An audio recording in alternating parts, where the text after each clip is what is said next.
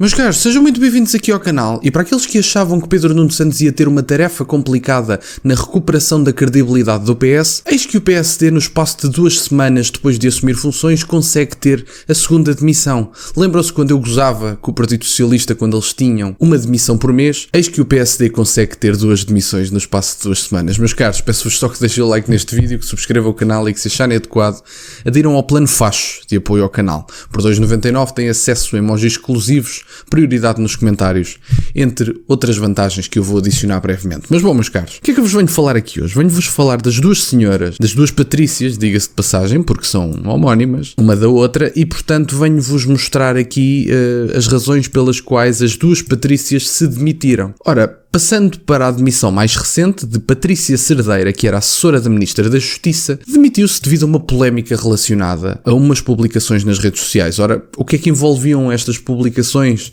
que fizeram com que a senhora se demitisse? Bom, basicamente a senhora era uma apoiante do ex-primeiro-ministro, o Dr. António Costa, e além disso criticava o Ministério Público e a Polícia Judiciária nas suas publicações.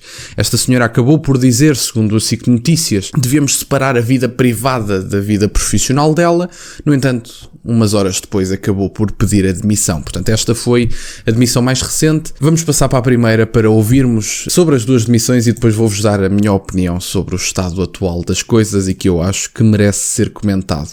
Temos também Patrícia Dantas, que é apresentada pelo Jornal Económico como ex-braço forte de Pedro Calado no Governo da Madeira, a primeira demissão do novo governo. Portanto, esta senhora, pelos vistos, está envolvida num processo já com algum tempo. Esta notícia remete-nos a 2018, 2019, portanto 5, 6 anos já é o prazo deste processo, e o que consta sobre este processo, ou o que é alegado contra esta senhora sobre este processo, tem a ver mesmo com a suspeita de fraude na obtenção de fundos europeus, quando a senhora estava na liderança da Startup Madeira, pelo que eu percebi aqui. Portanto, no campo político, também salientam aqui a questão de ter sido diretora adjunta com o pelour da economia. Patrícia Dantas foi um dos braços fortes de Pedro Calado, quando este chegou à vice-presidência do Executivo madeirense em 2019.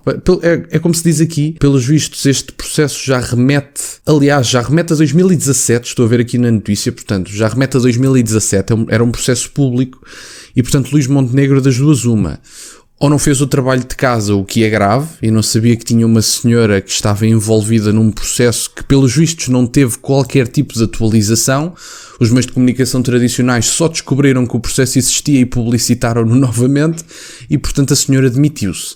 Portanto, das duas uma, o Luís Montenegro não sabia, o que é grave tendo em conta que o processo é público, e sem nenhuma atualização no processo, a senhora demite-se porque o processo existe, tendo em conta que já todos sabíamos que o processo existia, ou existe o outro lado, em que Luís Montenegro sabia, decidiu ainda assim trazer a senhora para o governo, a ver se passava, talvez, e acabou com uma demissão. Não é uma grande escolha, mas efetivamente eu também não acredito que, tendo em conta as perspectivas políticas deste governo para o próximo ano, para os próximos 6 meses, 7, se me perguntarem a mim, eu não acredito que existam muitas pessoas interessadas em fazer parte de um governo que vá durar 6 meses, até porque estas pessoas, em teoria, teriam de largar as suas atividades principais para vir para o governo. Consta até que Luís Montenegro recebeu várias negas, tendo em conta que ele é parte de um governo minoritário, um governo algo instável, e é um governo que se prevê que não vá durar muito tempo.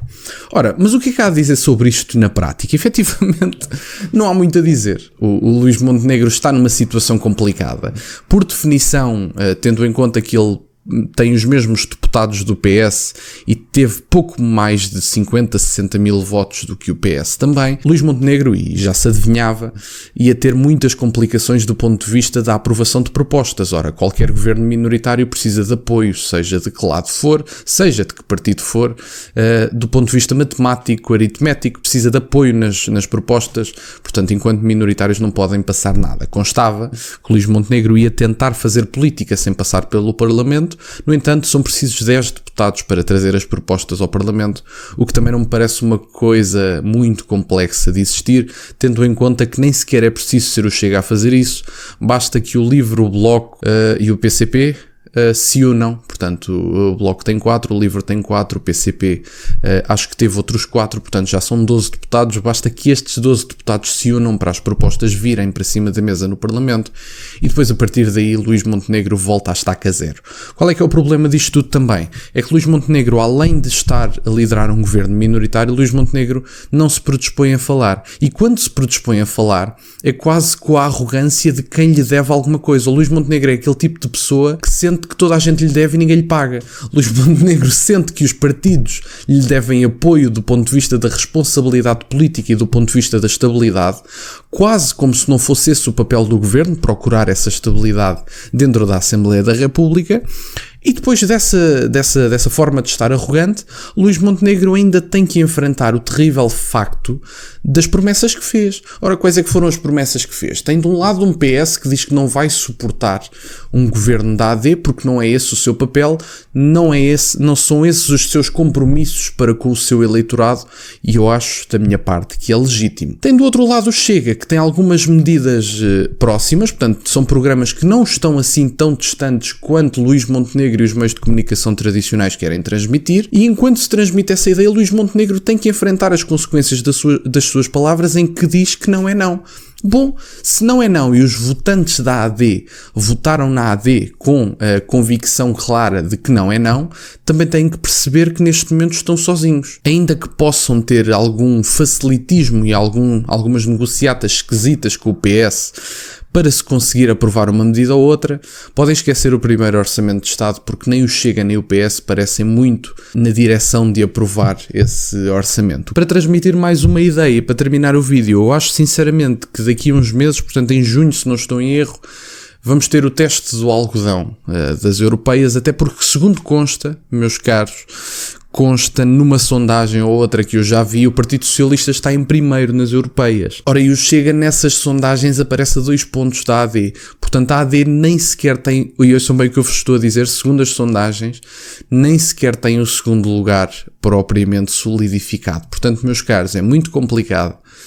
Luís Montenegro teve uma vitória rasa que eu acho que se fosse votada novamente no dia de hoje já não seria uma vitória. Muito provavelmente Pedro Nuno Santos no dia de hoje já conseguiria uma vitória do PS, ou então, pelo menos, o Chega conseguiria uma grande subida, porque pode haver a hipótese das pessoas ainda se lembrarem do tão distante, do tão longínquo governo do PS que caiu por indícios de corrupção, do qual, adivinhem, Pedro Nuno Santos era um rosto relevante e foi afastado desse mesmo governo. Portanto, meus caros, é como eu vos digo e já anda a ser dito nas televisões há muito tempo, e eu nesse aspecto concordo, as europeias vão ser um teste do algodão.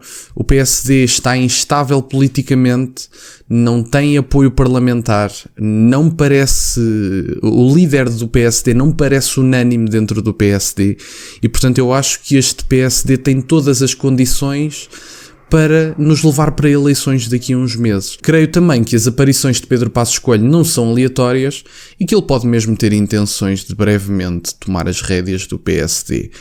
Se eu gosto de Pedro Passos Coelho, sim. Se isso é bom para a circunstância política à direita em Portugal, no imediato é, no longo prazo não é grande coisa. Mas bom, meus caros, peço-vos que deixem o like neste vídeo, termino o vídeo por aqui, têm as minhas redes sociais todas na descrição e nunca se esqueçam, meus caros, questionem tudo. Até à próxima.